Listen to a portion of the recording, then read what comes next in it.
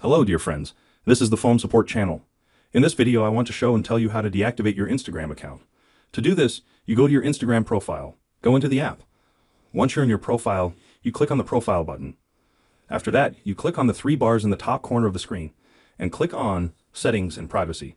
If you use deactivation, your account will be temporarily deleted, and you will be free to restore it after a while.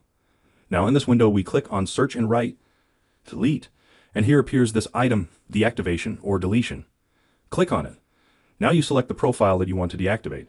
To deactivate an account, I select that one. But if we want to delete, we choose the second one. But I click on the first one. We click Continue. Now you need to write your Instagram account password and click Continue. Next we need to choose the reason why we decided to deactivate our account. You can choose absolutely love the reason, it does not play a big role. Then we click Continue. And once again we click. And after that we have to choose Deactivate Account. As soon as we click on this button, your account is deactivated. Your account will disappear from all your friends and subscribers, and no one will be able to find and view it. This was the Phone Support channel. See you later.